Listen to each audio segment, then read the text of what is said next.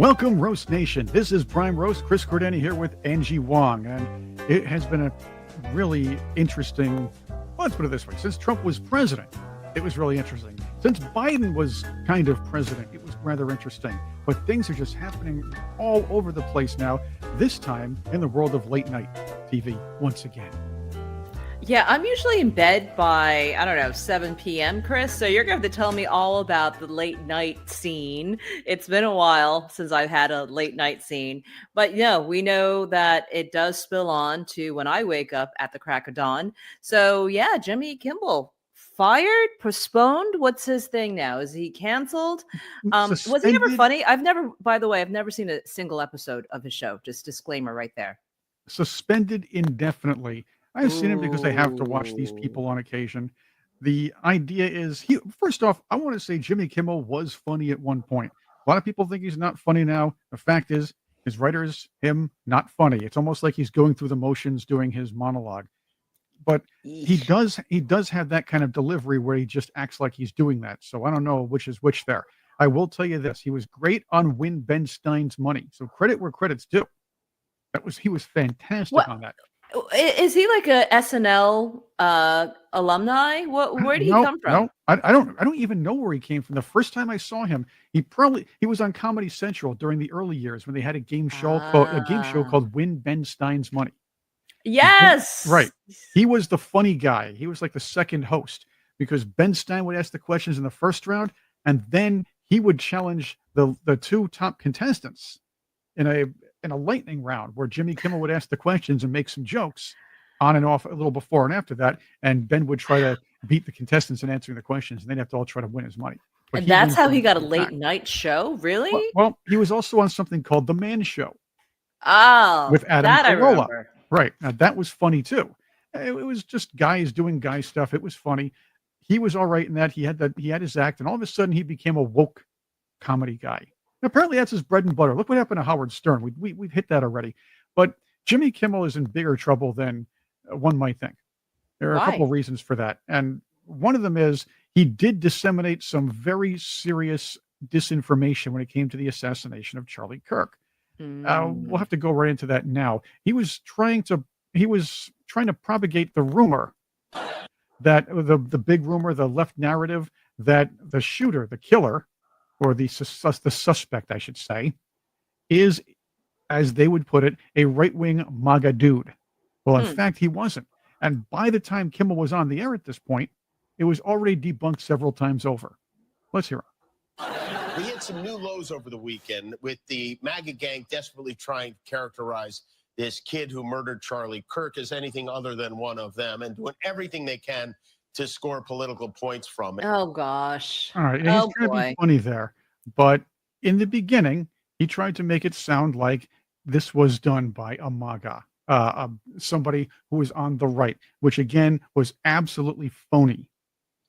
Yeah, they spread a lot of disinformation on that network. Could it be that perhaps Trump is going around suing every publication and network that lies about him? Like the $15 billion defamation suit that was just filed here in Florida against the New York Times. Maybe the tides have changed and maybe the networks are saying, maybe we don't want to lie anymore about Trump. Could that be it?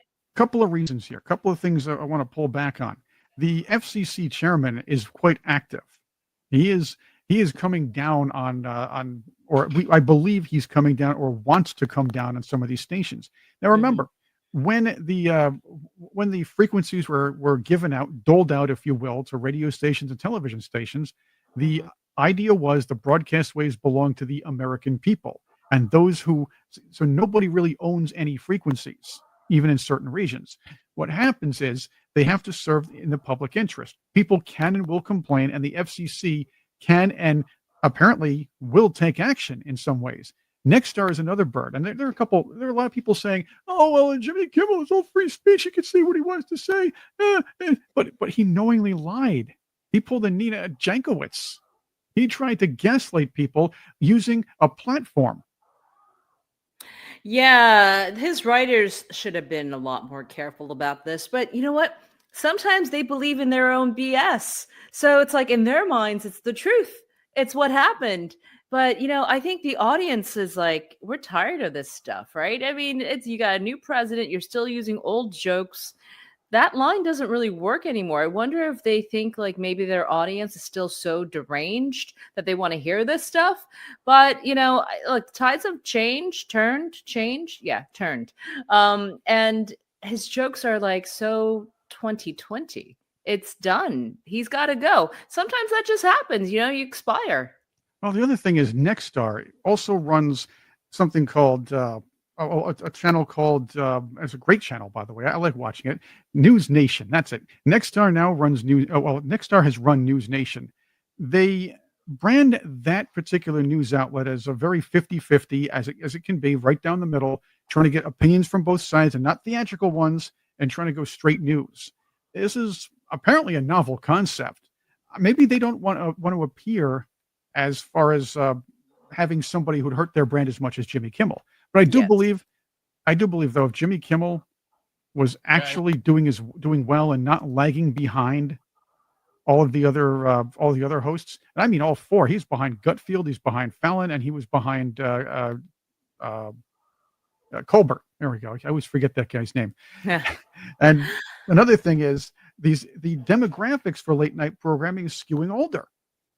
And I mean older than me. Really? Right. So remember, CBS is not only firing Colbert, they're scrapping the brand. The already damaged brand. So maybe Nexstar, the parent of the company, was looking for an excuse to just scrap that too. Or just to suspend the guy and see if people will react. Yeah, it's certainly a money thing. And, the great thing about News Nation is that their Saturday night lineup just took over CNN's rating and MSNBC's rating. So, that just happened just yesterday. So I think that is where the direction of the country is finally going, where we want balanced news again. We want boring old CNN again. Remember back in the Ted Turner days where it was like eye-drying 24-hour news? Like, we almost want that compared to like whatever we got just in the past decade or so, where it's just like a bunch of people fighting and spilling out, defamation suits basically on air. I think it's done. Well, again, normally ABC would force Kimmel to read a retraction, and he'd probably do it in his own funny way. But that's what they did with The View. The View is getting the demographics they want. Kimmel and late night shows are not. And I believe they just wanted a clean house. Again, maybe they just want to see what the reaction is going to be after the indefinite suspension. No one said he was fired yet, but he should be pulled for a little bit because of disseminating misinformation or disinformation, if you will. There's also a free speech issue. He can also hide behind the fact that it's a joke, and I get that. Did you know that Don Lemon had a hissy fit over this, though? He has a hissy fit like once a week, this guy. And then he like makes a video about his hissy fit. I don't get this guy. I don't get all of them. All the fired ones. I mean, this is exactly the trajectory that Jimmy Kimmel will have. He's going to go on TikTok now. He's going to be like the Joy Reid and Don Lemons. He's just going to join that crew. They should kind of band together. And you notice that Don Lemon's looking like a cross between Joy Reid and Rachel Maddow right now. Jimmy Kimmel, they're trying to cancel Jimmy Kimmel. I'm sure you've heard the news by now, but I've been going through the internet looking for the clips to see what they're mad or upset about, and I can't find it. I can't find it. The one that they have on there, I don't see where that's even controversial. The guy's a comedian. This is the same party, the same group of people who complained about everything is too woke. Comedians can't say anything anymore. They're killing comedy. The folks who are complaining about killing comedy are killing comedy. The folks who are complaining about canceling people are canceling people. There's a big difference there. The people that are getting canceled are the ones dancing on Charlie Kirk's grave. Again, we don't want these people around us. We don't want these people working with us. They're generally dead wood anyway, for the most part, and that's their personality. And that's the way they are. But Don Lemon is right and wrong. He would be right if it was something minor and it wasn't deliberate disinformation like that. Like, oh, it's a MAGA person, and using an assassination to make that connection. On the other hand, making jokes is making jokes, and maybe you really just shouldn't worry about that. We don't want to be like the Soviet Union and have a department of jokes, and that's what Oh they had. gosh. I actually spoke with I did an interview with him. Who? Vladimir Putin? No, Yakov Smirnov, Ah, the great comedian, and he would tell me when he was doing comedy in the old Soviet Union, they had a department of jokes. is that And real? yes, and every joke a comedian writes has to go through that particular department of jokes before anything's told. Has to all be government approved. Oh my gosh. No joke. So look, if the guy was just making a joke and making fun of people for fighting over things or whatever else, I get that. He didn't. I don't know if he really. I can't say he danced on Charlie Kirk's grave in that particular session, but I can say that he deliberately used his platform to disseminate already debunked disinformation, because he knows the people who listen and watch him on a regular basis Yeah. will believe anything he says and not look it up. Mm. I'm I don't know. cognizant. I think Jimmy's on his way out. So goodbye. I don't know. I've never seen his show, and so I don't miss him. It's like he's just another character that, whose jokes are expired now. It's no longer funny to make fun of Trump, because Trump is clearly like just rewriting the rules for government, for trade, for geopolitics. Like you don't want to make fun of the guy when he's winning, right? So it's not funny anymore. He's got to get off air. Winning. I like that. Winning. That was a Winning. Charlie Sheen thing before it was a Trump thing, if I remember correctly. Winning. Hashtag winning. Yes. Here's Montel Williams was on the air, and this is the new left thing. If they can't do what Kimmel did, and they're the idea that, oh, this guy was a right winger, or somebody who didn't think that Charlie Kirk was right enough, and he shut him down. And that would be that was already debunked. That's all gone. They can't really use that without us all pointing at them and laughing. Now the left is trying to pull this whole thing off with Tyler Robinson as a love story between him and his special friend. Oh roommate. gosh. Yes, the furry trans guy. So here is Montel Williams making this a wonderful love story.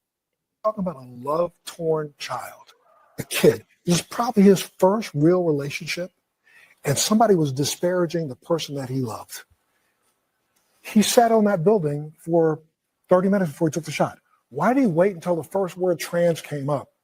Then he took the shot. You think he heard it? He could hear it. I think he could hear it. I think he also, I don't believe he was motivated politically. I think this was motivated emotionally. Guys, the evidence here Scott is James overwhelming. makes sense. He said, Charlie Kirk, I can't stand this hate anymore. I'm going to take him out. The testimony from him and the statements of his family, he had become more left wing. He etched the statements that are made by the left about Republicans and conservatives and Charlie Kirk fascists on the bullet casings. He made a joke about it in his last text. Well, it doesn't sound like a joke to me because someone's dead and about to be buried. Well, So it doesn't those are sound two like a different joke to me. Those are I two mean- So I'm just telling you, there is an effort. There was an effort all weekend long on the left to try to make this guy sound like he was a conservative. That failed. That was passed around all over the weekend. That has now failed. The evidence has now come out. He was motivated by hate. He was motivated by left-wing radicalism. He got mixed up with some trans ideology in his life. We'll learn more about that, I'm sure, when more evidence and testimony comes out. We are looking around the edges of this for something other than what's staring us in the face. I love that. The fire and brimstone. Awesome, Scott. The fact is, though, Montel Williams is trying to perpetuate the lie. Now the left is still, there's aspects of the left. I saw it on ABC recently. They're just trying to say, oh, well, it's such a wonderful love story. He was protecting his whatever. Because Charlie Kirk was so mean to the trans people. And when he was, after he was shot, this one jerk, I don't even care to mention his name, was passing out a meme, taking clips of what Charlie Kirk said out of context to fuel hate against him. Yeah, I think the left should just shut up on this. Someone died, was murdered, assassinated in front of the world. I think you kind of just go away. Wait for the next news cycle, you guys. Don't make a comment. Don't say anything stupid. Don't have these love fantasies between furry trans guy and the shooter, just alleged shooter. Just don't do it. just stay quiet for like a whole month when this whole thing, becomes the next news cycle. Just like let it ride out, right? But they can't. They have to make comments. They have to make dumb comments, things that they can't retract. So it's best to stay quiet. But Kate Bedingfield said nobody said anything bad about Charlie Kirk. So forth. It's on the bullet case. I have seen nothing but Democrats in the wake of this murder saying that it was awful. You've seen nothing? I have seen them Literally nothing? Elected Democrats, Kidding, I have it's seen great. them saying nothing but it was horrific, that they condemn it, that they are sorry for his family, that this is an awful moment in the country. I've seen President Trump do nothing but say it was the Democrats' fault. Can I just jump in here for a second? Lulu, yes, go ahead. I just want to read the words of someone who I think is very wise in the wake of 2019. So forth. It's Now, there's probably nobody wise at all, but the fact is, she's saying that Democrats didn't say anything bad. Oh, well, when it comes time for accountability, they're going to state all these sort of things like, I didn't do it. And that's when you know when someone is guilty, right? So whatever. Again, there's nothing good that can come out of a Democrat's mouth on any of this stuff. So why even bother? Just let us mourn. Let us have a great funeral for him over this coming weekend. Let us mourn. Let us move forward. Let us remember Charlie the right way. They don't have to muck it up with their lies and their fantasies. It's just like they don't know when to shut up. Right, and I don't want to be pretentious about this because a lot of us conservatives are are doing the mourning thing, and I understand that. I never met Charlie Kirk. I don't know him. I appreciate the good things he's done. He's a great voice for the younger generation, and he was a very important person when it came to advancing a common sense and an agenda of kindness. And he would sit down with people who didn't agree with them on either side or any school of thought and have a talk. And that's the one thing that's missing. And I would hope that legacy would be what many people will remember after all the junk kind of pulls aside here. Because I understand you're not going to always like what somebody says. So if you're on the left and he's like, he said yes, well, come on. He actually sat with people on your side to find out what you were talking about. And you're not willing to do that with anybody on this side. So think about that. Maybe more people should be doing that, sitting at the table together like they used to. Yeah. Having a nice conversation, maybe an ale and a couple of peanut butter and shrimp sandwiches, and enjoy some time together. Maybe discuss your different schools of thought. Do you remember a time when you weren't supposed to talk politics at the dinner table? No. No? Do you remember that? No, my family was great. My Uncle Freddie was the coolest. My parents would always tell me the story because I was really young. And then I'd remember it later on because I was older. But he, once in a while, we'd have a Thanksgiving dinner. And in the middle of the dinner, when we're all chomping on good stuff, he'd say, so what do you think of the death penalty? I'll ask you questions about politics. And he had a neighbor who was a It's great like guy. in the middle of like a chicken wing, right? Well, yeah, and he was a more conservative guy. And there was a neighbor down the road who was a card-carrying communist. Oh, and he was boy. one of their family's best friends. So he would be there at Thanksgiving dinner with us, and we'd all have interesting conversations. Hey, you sound like you have a fun family. I mean, I remember a time when I was told to zip my mouth, don't bring up politics. And maybe that's why I only talk about politics now. There we go. That's the reason. That's perfect. Try this. I guess before we close out, let's go to the Kash Patel hearings. Yes. The Senate. Yes, he had to deal with the House and the Senate recently, and trust me, Crazy. when you deal with the Senate, you're dealing with the House has a share of nutcases, but you only when you're in the Senate, chances are you're going to have to deal with some of the worst, and I mean the worst of the worst, like Adam Schiff over here. Adam Schiff always takes a self-righteous position on everything. He is by counts one of the most corrupt officials in the history of American politics. He's a snake, a dirty weasel, and it's my opinion. I don't think anybody else can say different. And he is going to get in some serious trouble for the charges that he helped orchestrate against the very same charges that he helped orchestrate against Donald Trump, mortgage fraud. So try this on for size. Let's watch him and Patel, and watch this snake try to get the upper hand on the FBI director. And the FBI director, if you ask me, he was a complete gentleman during the whole thing.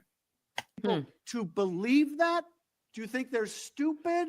No, I think the American people believe the truth, that I'm not in the weeds on the everyday movements of You're not in inmates. the weeds? What I am doing is protecting this country, providing historic reform. and The most combating the significant witness, weaponization of intelligence Epstein by the likes files of you. cover-up, And we have gets countlessly proven you to from be a your liar in administration, Russiagate, in and you January call that 6th. being You are in the the biggest weeds? fraud to ever sit in the This United States stinks to Senate. high You are a heaven. disgrace to this This stinks to high institution heaven. and an utter And coward. I'm not surprised. I'm not And I'm surprised not that you surprised. continue See, to lie this is great. from The- your the- perch and put on a show so you can go have you- raise money. Stood right up to the guy. He's sitting there trying to shout Kash Patel down with his diatribe, but Kash just gives it right back to him. And somebody had to do it. Now, I was listening to Cory Booker saying, "I'm going to pray for you. I feel like you're going to be not be long for this job because Donald Trump's going to fire you." Oh, Kash Patel stood up to all these people. Yeah, and you know why? Because I was laughing at this exchange mainly because Kash Patel should be investigating the Charlie Kirk murders right Oh, now. Right? Yeah, He nice had thing. to be pulled out of an important investigation to go do a schoolyard fight on the Hill in the middle of a critical investigation for this crap. And all they were trying to do is grandstand him so that they can have talking points in a commercial, somewhere down the road for their reelection or for their presidential campaigns. That's all this was. And Kash Patel knew that, marching up to the Hill. And he's like, I'm not going to let you have that moment. I am going to talk over you so you don't get that clip on C-SPAN. Good for him. This is sad, though. Politics has become the viral moment. I get that politicians have to argue with the witnesses if they are adversaries, and I do understand that politicians need to yell at each other to get their points across many times, and they have to do their jobs. But this is all now about getting, like you said, the viral moment. Yep. And now, That's it. and when I advise people on the media end, I help people, I coach people, I say, yes, you need to get a viral moment, something you can use for the future. But you also have to make sure not to let your opponents or your interviewer or your adversary have that viral moment, because they will use it against you. Now, yeah, you get I've publicity out seen of that. it. You And get I've been on publicity out of it. shows where they talk over me and they won't let me get my words out. Right. And I'm like, and I just sit back and I smirk at them. That's See, that's perfect. Yeah, you sit back and you're like, are you done? Okay, enough of that nonsense. Blah blah blah blah blah blah blah blah. But I remember being on News Nation, and this woman was just I was trying to get my talking points out, and she just rolled over me, and I said, okay, here we go. You know what? She was never invited back on, because that tactic may work on the Hill. It doesn't work in TV. Well, it does work on TV. It doesn't work on News Nation. I do believe their brand is going to be an interesting one moving forward. Yes, I like News Nation a lot. I think they are very balanced, actually, and they allow me to be super MAGA, or they allow me to be kind of moderate. It's really it's respectable. I do hope that they gain a lot more audience. I know that certainly they're definitely inviting the right people on to move along the message, because we're not just here to yell at each other and to talk over each other. We actually want to get some points out, because one of the things that I think I've learned from the Charlie Kirk assassination is that we got to learn to speak to our neighbors again. We need to start respecting each other again. I literally have a neighbor that not flies. It wasn't a flag. It's a poster, a Black Lives Matter poster, because I put up an American flag. And it's like, we used to talk. We used to take out the garbage on Thursdays and have a chat, right? But we stopped talking. And The American flag is now a sign of aggression, isn't it? is it? Yeah, I guess so. It really is, because when I wear that pin on my lapel, it bothers people. And I love it. I just absolutely love it, because it's so in your face. It's like, if you hate this pin so much, what the hell are you doing here? Get out of the country. Leave. Exactly. And if you don't like it, you don't have to mouth off about it either. Wear your own pin. There we go. No, they do. Yeah, I know. But at least that's fine. It's just stop. Anyway, as far as ridiculous is concerned, Kash Patel had to deal with the inane arguments, like this one from Crazy Maisie Hirono of Hawaii. Now, this lady, by the way, I don't know how many vodkas she had by the time that morning, but she really sounds like she was, let's just say, lapping it up with Nancy Pelosi and Kamala Harris beforehand. Oh, boy. and and after all the really important things that people are discussing or during it, and I get this. You can argue, you can be just, you can pull it off. She thinks she can get her, I guess, her moment by bringing up one of the most inane things she could when it came to the FBI, and that's her idea to make sure that the FBI, like the Democrats want, turn into Police Academy, the movie. Here we are. On to my, Glug, glug, you know, glug, glug, glug. you've been asked some questions about changes to your hiring standard, and including college degrees and possibly the age. But you know, one question I had is, Come on, spit it out. Come on, lady. One more drink. that you got are it. now requiring applicants to be able to do a certain kind of pull-ups, which a lot of women cannot because of physiological differences. Are you requiring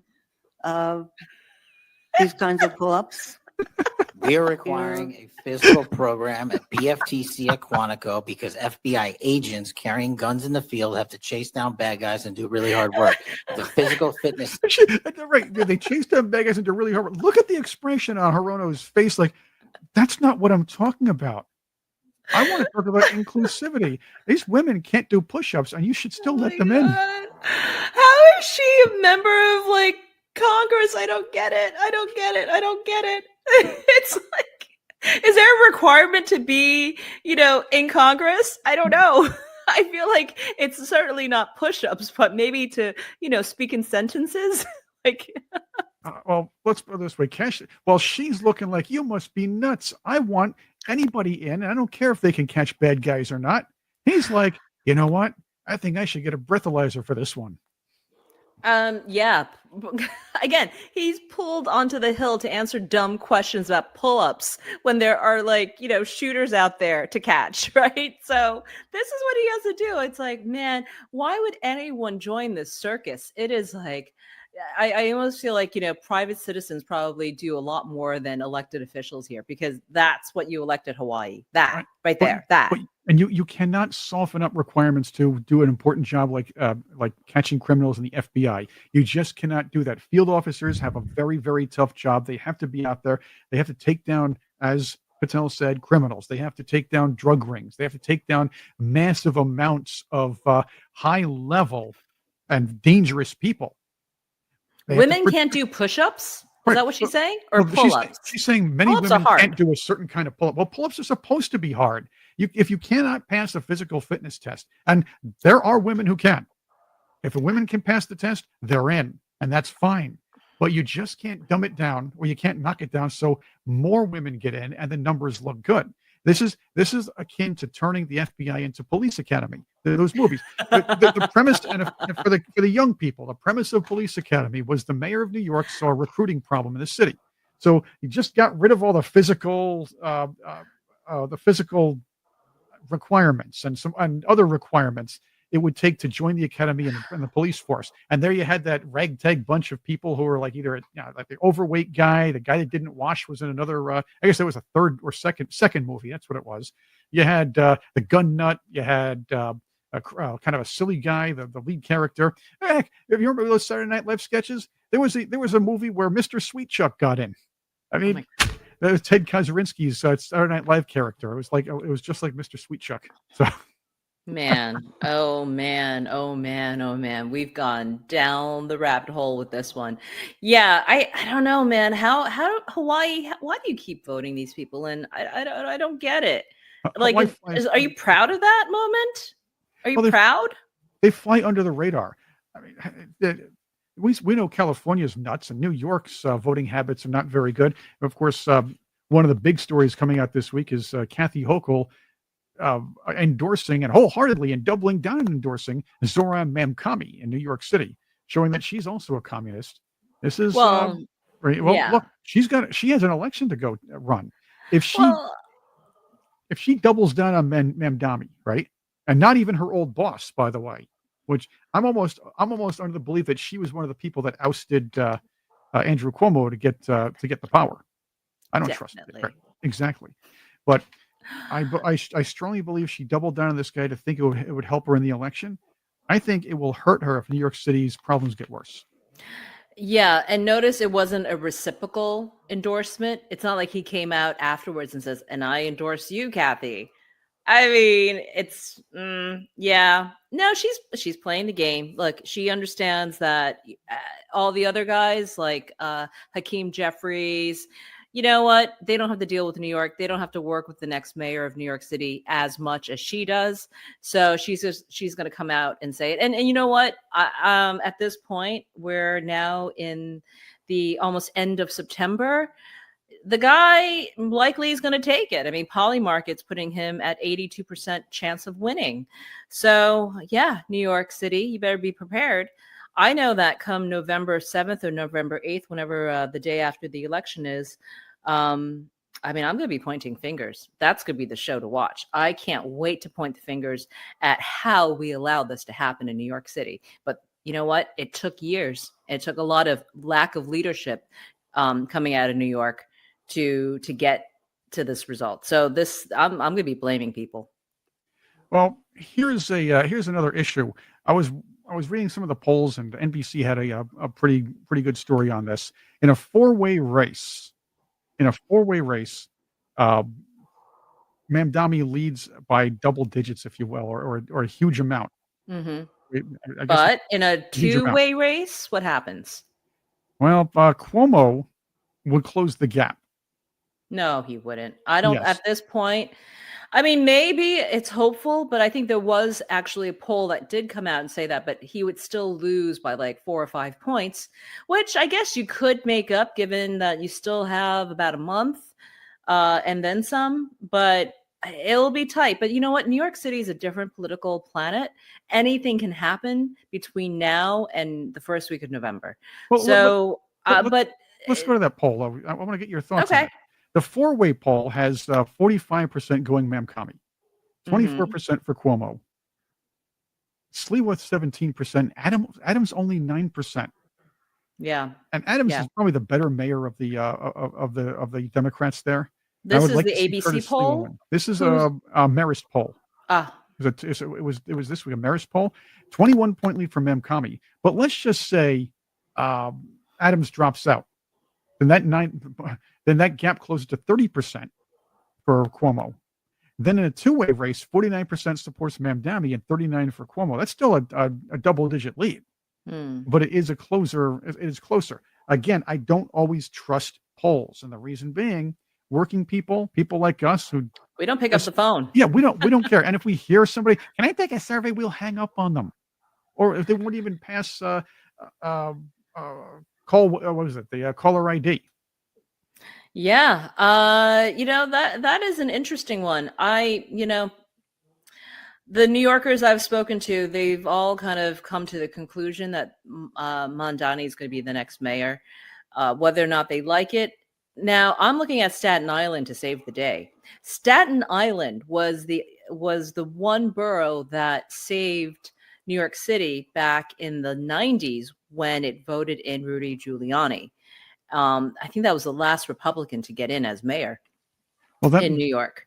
Well, that makes something interesting. You brought up an interesting point. This means there is a path to victory for Curtis Sliwa. No, because what I'm seeing is that Curtis Sliwa, when he first ran in 2021, he won close to 30%, right? If I remember correctly. And that's as much as he's going to get. Right? What we're seeing is a downward trajectory on this current race. He's got to go way beyond 30%. And I just don't see that happening. Even with like all the millions being poured in to his race, I don't see that changing the minds of New Yorkers who, you can't, he's just not, unfortunately, he's just not a likable candidate. And, unless he really shapes up, I don't know how people are going to really like him all of a sudden. I haven't heard that much about his policies. And again, this is coming from someone who used to run elections, campaigns in New York City. And Curtis was the front runner back when I was working on campaigns back in 21. And it's like it doesn't, his tune's not changing, and you don't see the momentum. By now, if you don't see the momentum building, it's going to be very, very difficult to really drive that train upwards. Now, Adams is widely expected to drop out. In fact, we were expecting an announcement either this week or next week for him to drop out. Curtis Lee, well, I'll tell you why he won't drop out. Because if you were to drop out of the race, you would have to give back your donations. That's how it works, right? He's not doing that. He's got to pay his consultants. Everyone's got to pay his consultants. So I think that is unfortunately part of the game in New York. Cuomo, I think actually President Trump wants to help him. But there's got to be a lot of movements for him to kind of do before Cuomo actually can be the guy. Again, New York City, completely different political planet. There could be some movement there, but right now I'm not seeing it. It's mid-September, late September. It's got to happen quick, man. It's got to happen really quick. Absolutely. Well, I guess that means it's time to. The clock on the wall says it's time for us to pull back and enjoy the rest of the day and see what's cooking for next week. But I want to thank you all for being with us on Prime Roast. Thanks there, Roast Nation. Check out our shorts. Check out our other shows on the Prime Roast channel on YouTube and of course on Rumble. And you can also have us all over the place on social media. So check us out. Bye, crew.